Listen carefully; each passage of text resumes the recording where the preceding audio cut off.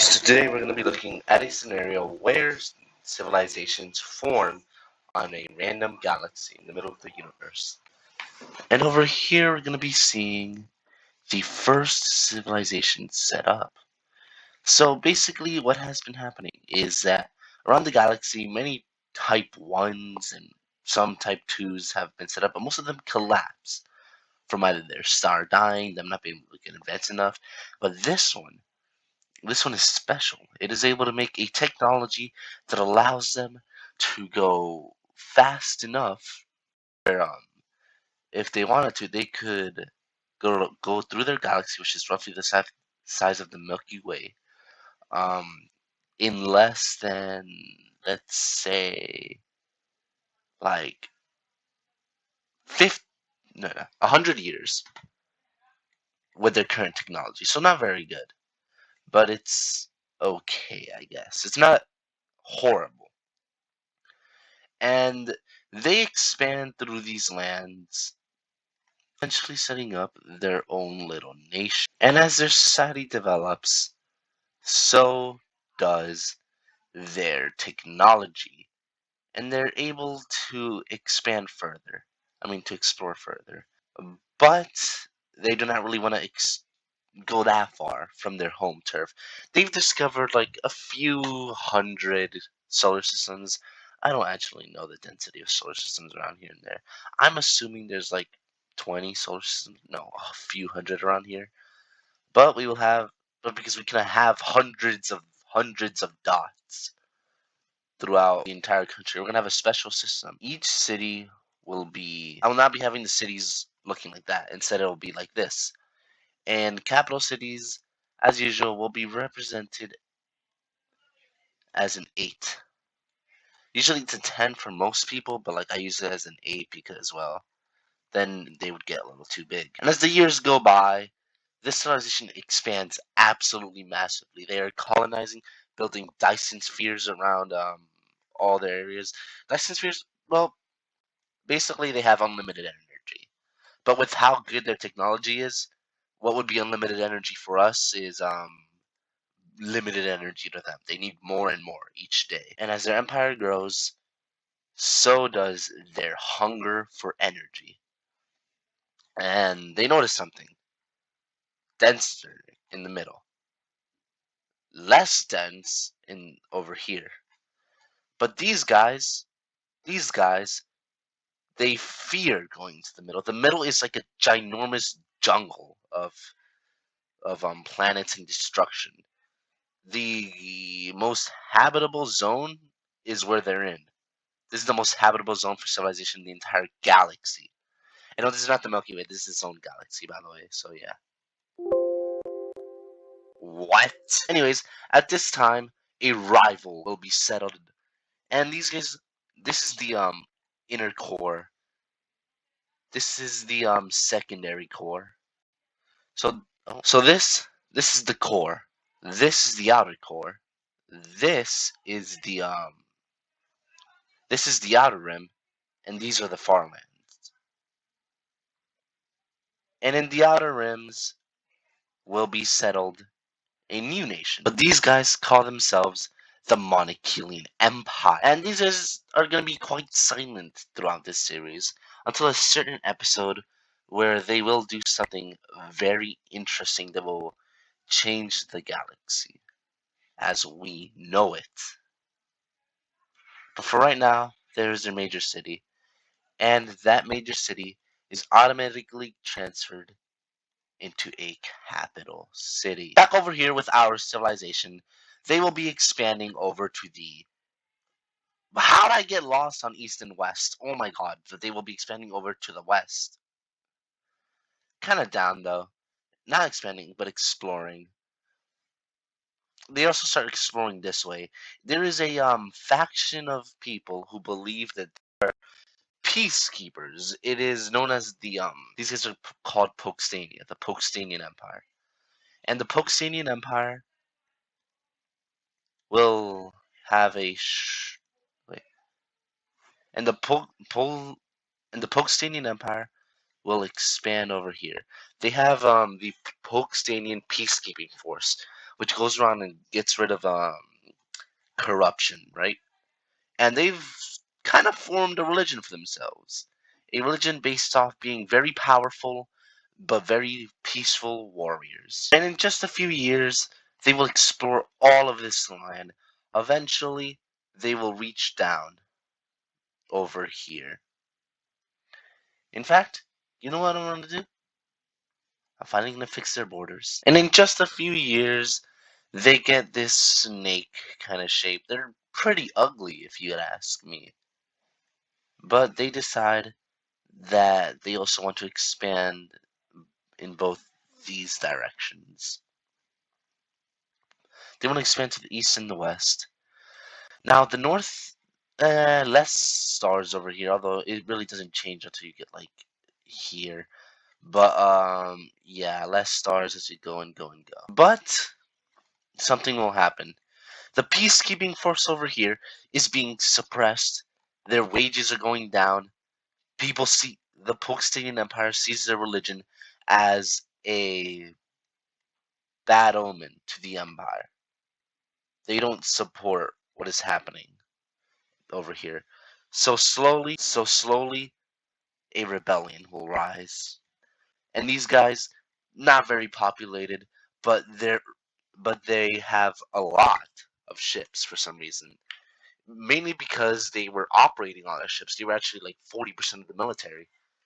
With their religion being that of keeping the peace around the galaxy. They see themselves as elite warriors. That's what they want to be. The elite warriors of the galaxy. The ones that keep the galaxy at peace. And slowly, they will attempt to link up with themselves. But oh no! These evil Pokestanians will decide to push back over here, whilst also unconsensually touching the blue team over here. But yeah, eventually they gather an army to do a huge spearhead that cuts off this region. But their capital ship, which is over here, gets ambushed by the forces of the blue team, and the warriors of the blue team will board the ship. Also, I'm gonna call these guys Elitana. I'm gonna call these guys Elitana. The Elitanian Empire boards this ship and they demand the surrender of it. When they are refused, everybody in there perishes. And with this, they control the capital ship, the pride ship of the fleet of the Pokestanian Empire, and will slowly but steadily push the Pokestanian fleets back.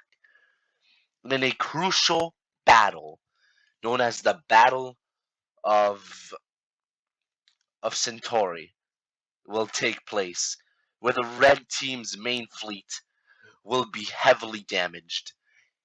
And the red team still has more fleets to fight with, but in the end, they believe that this rebellion is not worth it. These regions over here are way less developed than the regions up here, and they'd rather really not lose this.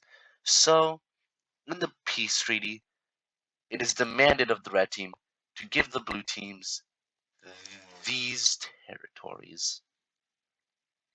And obviously, red team's going to comply with the blue team. Oh, because in the end, they're still stronger than the blue team. The blue team doesn't even have a major solar system yet. So why on earth would they be afraid? They're just all bark, no bite, is what they think, despite the fact that they got their ass whooped in that war. And within just 30 years, the Eletians will receive their first major city, and the Eletian Empire will get its capital city. If I can just click the right size, thank you. But you know what they say? Size doesn't matter. Definitely didn't take that from Ada's. Anyways, a huge amount of soldiers that really did not like what was happening here will realize that they ended war on their planet, but they can't end war in the galaxy. War still plagues this species.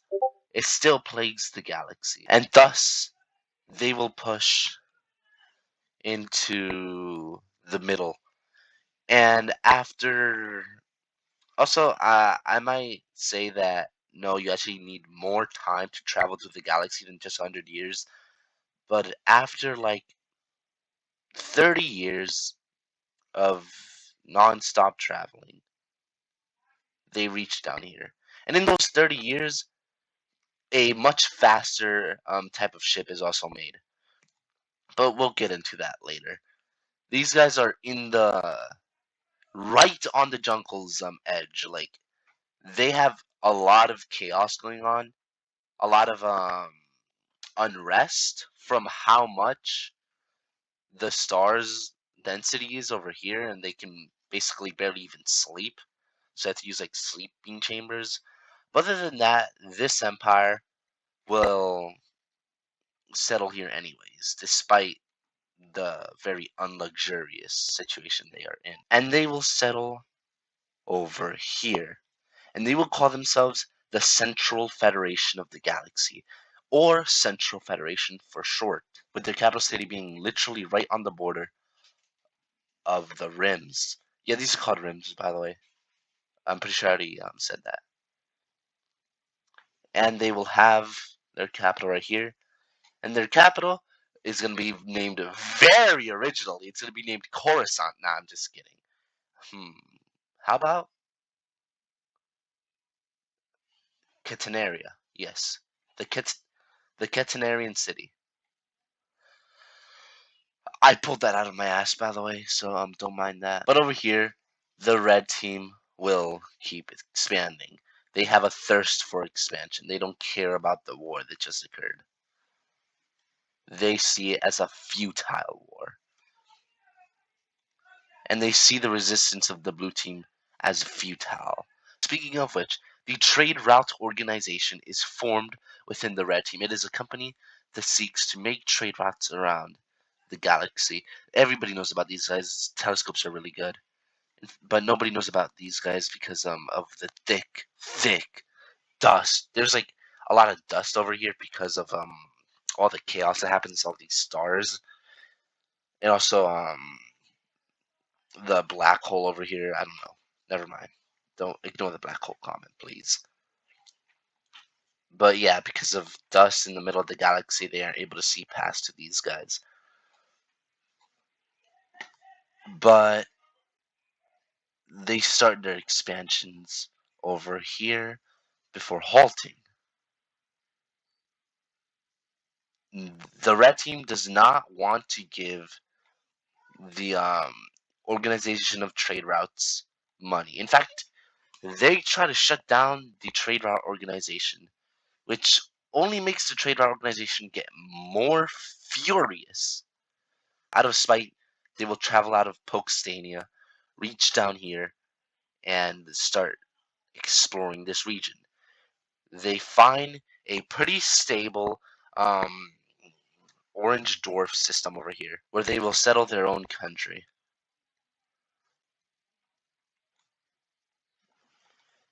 And their goal is to get the entire galaxy in one giant trader road.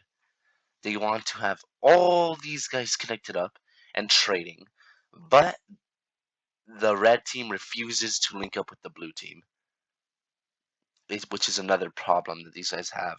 These guys are like, oh, sure, we'll be your friends, actually. The Central Federation will give the trade organization a bunch of money and a defensive pact. They view this as a noble project, and they want it to be complete. And and thus, the Trade Federation will widen its exploration of this region as they prepare to start building these quote unquote imaginary roads. Not really. It'll they just want to clear up dust and stuff, and yeah, they want to clear up dust, make it big enough for ships to go through between here and here, like on mass.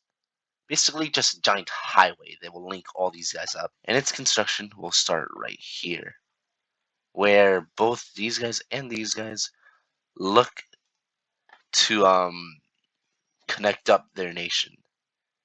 Also, these guys, they don't just do that. They also obviously get a major solar system, which then they convert to their capital solar system. Bruh, wrong size again. I'm sorry, guys. But yeah, major solar capital solar system right here. But over here, Poxania will start an amphibious invasion of the blue team. They quickly spearhead over to their city, where they are sadly defeated in a major battle. Basically, the strategy of these is destroy fleets. Don't take territory because they really don't have enough manpower. Basically, this population, like these guys have a population of roughly 250 billion people, while these guys have like 1 trillion, um, 800 billion, 950 billion. So these guys are not very populated. Actually, no, not even that. They have 10 billion, a very, very low amount. In fact, most of their population is over here, like 8 billion over here, whilst the rest are over here, like are on the outskirts. So yeah, these guys don't have a population at all. They're super underpopulated for how much they control. Basically, they just focus on destroying people from within, destroying armies, and getting legal ownership of land. And in this battle, the red team will decide to stay occupying these regions, which ends up not exactly being a good idea because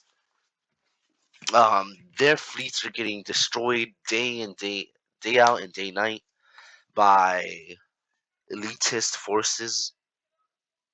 Poxania is really struggling. They can most definitely hold on to this territory, but it's wasting billions that they're not getting back. So in the end, it's not worth it to them. Just they back off again. Another back off. A few years later, it happens again. The third war of Poxania versus the elitist order.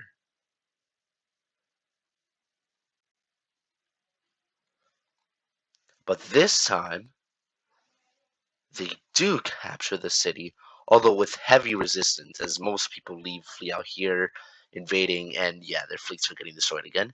So they will sit down at a peace conference where the order will recognize that it cannot hold on to all of this land and will give this up as Poxtania expands further.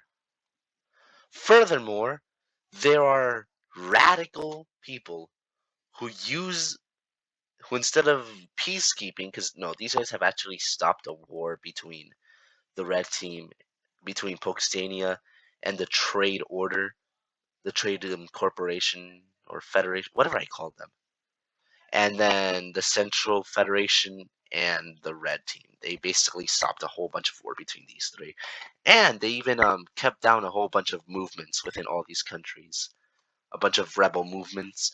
So honestly, they've done pretty good for themselves for being so weak and pathetic.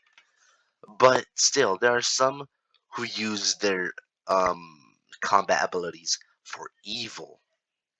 And these guys are usually much stronger because they use their rage, their pure rage to attack these guys. These guys based off skill. The other guys based off rage and based off extremism.